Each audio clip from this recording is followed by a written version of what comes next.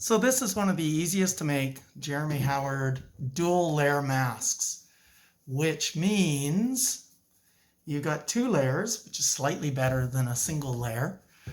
By now we all know that wearing a mask protects others.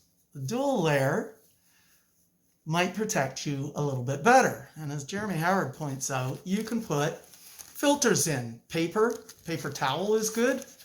Coffee filter might be good. Felt might be good. Layering them might be better, and all you do is put it on there and then do the second layer. Well, what I want to talk about today is the outside of the mask. That's where it's going to get contaminated, right here. So what I'd like people to think about is, what about something on the outside that you can remove? So here we go. It's just paper towel with masking tape around it, and I'm going to stick it on as best I can, and there you have outside of the mask, which is getting most of the contamination, can now be removed. Actually, mine's so tight it's not removed. When you get to work, that mask can still kind of be worn a little bit. Still social distancing, still stay at home, but here's some more options with the outside of the mask.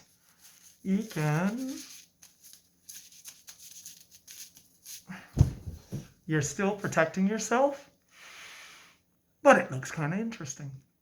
Anyway, make good decisions.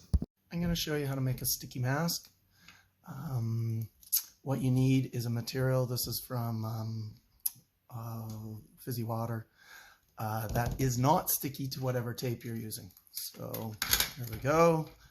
See, the tape comes off. And what we're going to eventually make is something with a little spot here so you can pick up the tape.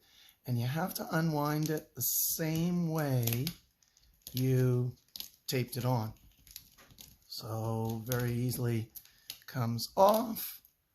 And there is your sticky mask. You can put on your mask. It's made out of tissue paper, so it's got some filtering properties, but basically it's to make your mask individualized. So what you need is, with the same material, I use like the case for pop, you need an outline.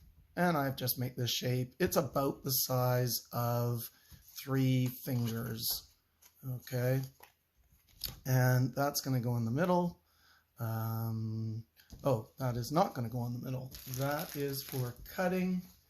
And so you're just going to go around, and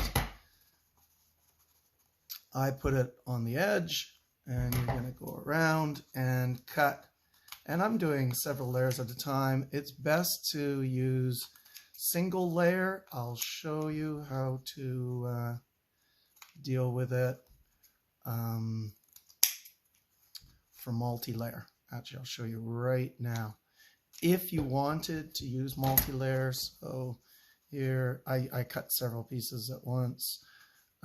If you wanted to do a multi-layer one, what you would do is you would trim off just a little bit more so it can get stuck. If you do a multi-layer paper towel and you don't trim off a little bit, it's going to come away and be kind of irritating.